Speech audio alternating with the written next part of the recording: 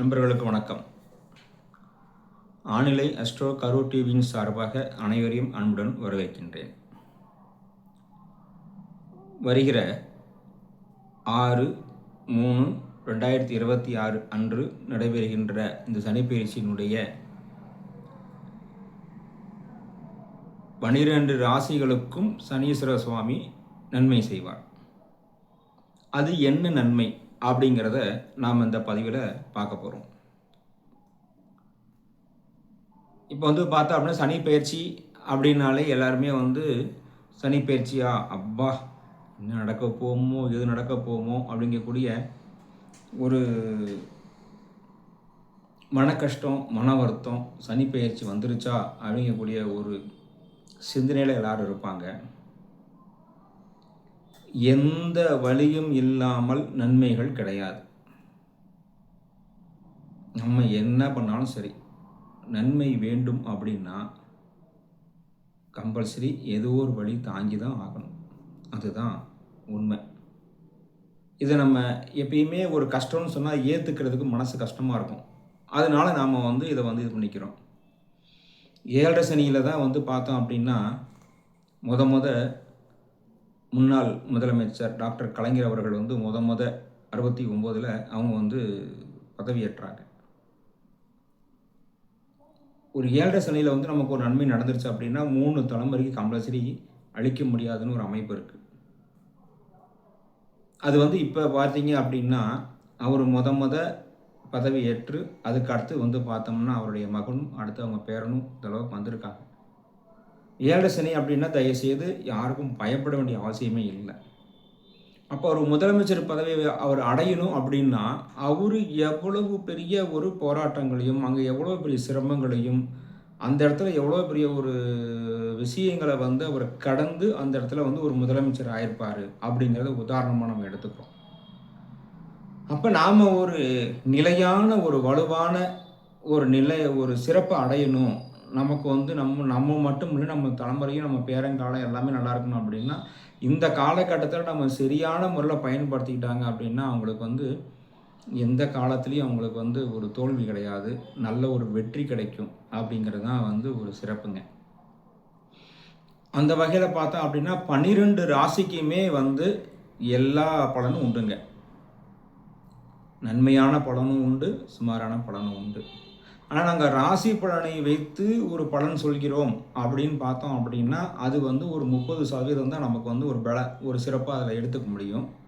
சில பேர்த்துக்கு சிறப்பாக நடக்கும். அது எப்படி அப்படின்னா, நம்ம பிறந்த காலகட்டத்தில் நம்ம ஜாதகத்தில் கிரகங்கள் ஒவ்வொருத்தருக்கும் மாறுபட்டு இருக்கும், ராசியில் மாறுபட்டு இருக்கும். ஒரே ராசியிலேயே நட்சத்திரத்தினுடைய பாதத்தில் மாறுபட்டு இருக்கும், நட்சத்திரத்தில் மாறுபட்டு இருக்கும். அந்த மாதிரி பார்த்தா அப்படின்னா ஒவ்வொன்றுமே பார்த்தா அப்படின்னா ஒன்றுக்கு மாறுபட்டு இருக்கும். கிரகங்கள் எல்லாமே மாறுபட்டு இருக்கும். இப்போ அது மட்டும் இல்லாமல் பார்த்தீங்க அப்படின்னா நீங்கள் இப்போ உங்களுக்கு ஒவ்வொருத்தருக்கும் ஒவ்வொரு தசாபதி நடக்கும். மேசராசிக்காரங்க எல்லாத்துக்குமே பார்த்தீங்க அப்படின்னா ஒரே லக்னமாக இருக்காது, பல லக்கணங்கள் மாறி இருக்கும். மேச லக்கணத்துக்காரங்களுக்கு பார்த்தீங்க அப்படின்னா ஒரே ராசிகள் வேறு வேறு ராசி இருக்கும். லக்கணம் மேசம், ராசி அப்படின்னு பார்த்தோன்னா ஒவ்வொன்றுக்குமே 12 ராசிக்குள்ள ஏதோ ஒரு ராசி அந்த லக்கணத்துக்கு இருக்கும். 12 லக்கணத்துக்குள்ள ஏதோ இந்த ராசிக்காரங்களுக்கு பார்த்தோம்னா ஏதோ லக்கணம் இருக்கும். மேச ராசி அப்படின்னு எடுத்துட்டோம்னா அவங்களுக்கு மேச லக்கணமாகவே இருக்கலாம், மிதுன லக்கணமாக இருக்கலாம், கடக லக்கணமாக இருக்கலாம். அந்த மாதிரி 12 லக்கணத்துக்குள்ளே ஏதோ ஒரு லக்கணம் இருக்கும். அப்போ அது லக்கணங்கள் மாறுபடும். அதுபோல் பார்த்தீங்க அப்படின்னா ராசியும் கம்பல்சரி லக்கணத்துக்கு மாறுபடும். இப்போ ஒன்றுக்கு இதில் நிறையா விஷயங்கள் ஒன்றுக்கு மாறுபட்ட கோணத்தில் இருக்கும். சரி, ராசி லக்கணங்கள் அது மாறுபட்டிருந்தாலும் மட்டும் போதுமா? அதுக்கு மேலே திசை இருக்குது. ஒவ்வொருத்தருக்கும் எந்தெந்த திசை இருக்குது, எப்படி இருக்குது, என்ன மாதிரி இருக்குங்கிறத அதையும் ஒரு ஆய்வு பண்ணணும். அந்த திசையை மட்டும் ஆய்வு பண்ணால் போதுமா? புத்தி இருக்குது. அந்த மாதிரி பார்த்தோம்னா அது பெரிய ஒரு கணக்கு. இந்த கணக்கை உன்னோட ராசியில் மட்டுமே வச்சு முடிச்சிட முடியாது.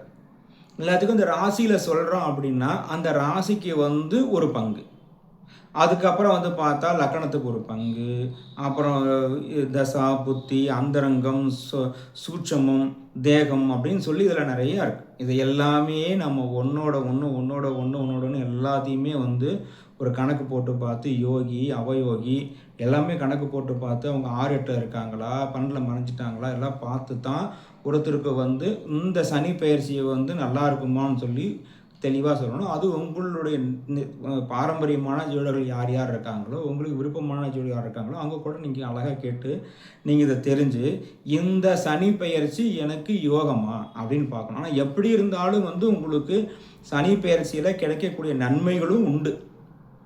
அதில் எந்த மாற்றமும் இல்லை. 12 ராசிக்கும் நன்மையும் உண்டு, 12 ராசிக்கும் அனுபவமும் உண்டு. இதில் எந்த மாற்றமும் இல்லை. அப்போ அந்த அனுபவம் என்ன, 12 ராசிக்கும் வந்து நன்மைகள் என்ன அப்படிங்கிறத தான் நாம் வந்து ஒருத்தர் பண்ணணும். அது அந்த மேச ராசிக்கு உண்டான நன்மைகளும் அந்த மேச ராசிக்கு உண்டான உறவுகளுக்குரிய நன்மைகளும் ஒரு சின்ன சின்ன விஷயமாக நாம் இந்த பதிவில் நம்ம சொல்ல போகிறோம். இதில் மேசராசி நபர்கள், மேசராசி லக்னக்காரர்கள் இவங்களுக்கு வந்து என்ன பலன் பார்த்தீங்க அப்படின்னா, அவங்களுக்கு வந்து வெளிநாடு, வெளியூர் பயணம் செல்வது, அந்த மாதிரி தீர்த்தங்க சம்பந்தமான தீர்த்த யாத்திரை சம்பந்தமாக செல்வது இதெல்லாமே அவங்களுக்கு வந்து பார்த்தோம் அப்படின்னா ஒரு நல்ல ஒரு யோகத்தை கொடுக்குங்க. அந்த மேசராசியினுடைய பெரியம்மாவுக்கு வந்து பார்த்தீங்க அப்படின்னா அவங்களுக்கு வந்து நிறைய லாபங்கள் கிடைக்கும், சிறப்பாக இருப்பாங்க. அந்த மேசராசியினுடைய இளைய சகோதரம் யார் இருக்காங்களோ அவங்களுக்கு வந்து தொழிலில் வந்து ஒரு சிறப்பு ஏற்படும், தொழில் இல்லாதவங்களுக்கு தொழில் அமையும், தொழில் நடத்திட்டு இருக்கவங்களுக்கு சிறப்பு ஏற்படும். அதுபோல் வந்து பார்த்தீங்கன்னா மேசராசியினுடைய அவங்க அம்மாவுக்கு அவங்க தந்தை வழியில் அவங்க அப்பா வீட்டுக்கு, அதாவது இவங்களுடைய தாத்தாவுக்கு வந்து பார்த்தோம் அப்படின்னா அவங்க வீட்டில் வந்து ஒரு சிறப்பு ஏற்படும், நல்ல காரியங்கள் போக்குவரத்து நடக்கும், நல்லாயிருக்கும். அந்த மேசராசியினுடைய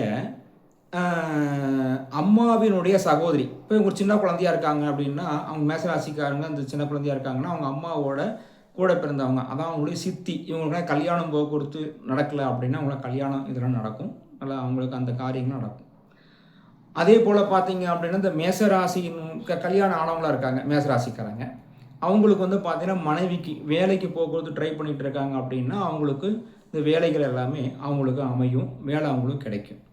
மேசராசியினுடைய அத்தை யார் இருக்காங்களோ அவங்களுக்கு இந்த பூர்வீக சம்பந்தமான சிறப்புகள்லாம் கிடைக்கும், பூர்வீக சம்பந்தமான அந்த பிரச்சனைகள் இருந்தாலும் சரியாகும், குலதெய்வங்கள் வந்து கும்பாபிஷேகத்துக்கு உண்டான வேலைகள்லாம் செய்வாங்க, பண்ணுவாங்க, நல்லா சிறப்பாக இருக்கும். மேசராசியினுடைய தந்தைக்கு பார்த்தீங்க அப்படின்னா மேசராசியினுடைய அவங்க அப்பாவுக்கு பார்த்தீங்க அப்படின்னா அவங்க வந்து இந்த வீடு, வாகனம், மனை இதெல்லாம் வாங்குவாங்க, அது இருந்தால் சரி பண்ணுவாங்க, அப்படிப்பாங்க, அது மாதிரி நிறையா அந்த அமைப்புகளும் சிறப்பாக பண்ணுவாங்க. அதுபோல் வந்து பார்த்தீங்க அப்படின்னா மேசராசியினுடைய அவங்க கல்யாணம் ஆனவங்களாக இருந்தாங்கன்னா மாமியார் அவங்க இருக்கும்போது அவங்களுடைய புதிய முயற்சிகளை சிலதை எடுப்பாங்க. அவங்களுக்கு வந்து பார்த்தோம் அப்படின்னா அந்த பக்கத்தில் இருக்கிற பக்கத்தூர் போகிறது வர்றது, சின்ன சின்ன பிரயாணங்கள் பண்ணுறது, இந்த மாதிரிலாம் அவங்க நல்லா சிறப்பாக கொடுப்பாங்க. அதுபோல் பார்த்தீங்க அப்படின்னா மேசராசியினுடைய அவங்களுக்கு மூத்த சகோதரர் இருக்கிறாங்க, அண்ணன் இருக்காங்க அப்படின்னா அவங்களுக்கு வந்து பார்த்தோம் அப்படின்னா பொருளாதாரம் வந்து நல்லா சிறப்பாக இருக்கும். இந்த மாதிரி வந்து பார்த்தீங்கன்னா அவங்களுக்கு வந்து இந்த மாதிரி ஒவ்வொரு உறவுகளுக்குமே அப்படியே பார்த்துக்கிட்டே வந்தோம் அப்படின்னா எல்லாமே ஒரு நல்ல ஒரு சிறப்பை கொடுக்கும். இதில் வந்து எல்லோரும் வந்து நல்லபடியாக பயன்பட்டுருக்கங்க. இதில் உள்ள நன்மைகளை நம்ம எடுத்துக்குவோம். மேசராசிக்காரங்களுக்கு உண்டான என்ன அப்படின்னு பார்த்தீங்கன்னா விரயச்சனி அப்படிங்கிறது ஒரு அமைப்பு. இதுக்கு பரிகாரம் என்னன்னு பார்த்தீங்கன்னா நீங்கள் ஏதோ ஒரு பக்கம் வந்து கம்பல்சரி வந்து கடன் வாங்கிக்கிங்க.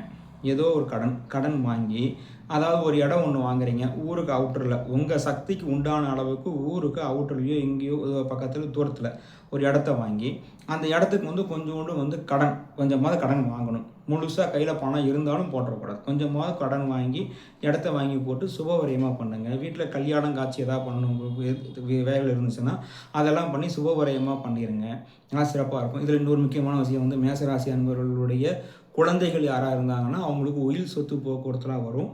உயில் சொத்து, எல்ஐசி வருமானங்கள், போக்குவரத்து, இந்த மாதிரி மறைமுக வருமானங்கள் அவங்களுக்கு நிறையா வர்றதுக்கு வாய்ப்பு இருக்குது. அதுபோல் வந்து பார்த்திங்கன்னா மேசராசிக்காரங்க வந்து பார்த்தோம்னா இப்போ போய் வேலைக்கு போகிற இடத்துலையும் ரொம்ப கவனமாக இருக்கணும். முழுக்க இவங்க இந்த 2.5 வருஷத்துக்கு மிகப்பெரிய பரிகாரம்னு பார்த்திங்கன்னா மௌன விரதம் தாங்க. எதையும் பேசக்கூடாது, வாய் விட்டுறக்கூடாது, வாக்கு கொடுக்கக்கூடாது.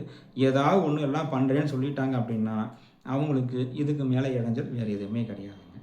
அவங்களுக்கு உண்டான பரிகாரம் வந்து தெளிவான பரிகாரம் அமைதி தாங்க. மேசராசிக்காரங்க அமைதியாக இருந்துட்டாங்க அப்படின்னா அவங்களுக்கு வந்து சிறப்பாக இருக்கும். ஏன்னா மேசராசிக்காரங்களுக்கு வந்து மேச லக்கணத்துக்காரங்களுக்கு வந்து 2ஆம் இடத்தை சனி பார்க்குறனால 2ஆம் இடங்கிறது வாக்குஸ்தானங்க.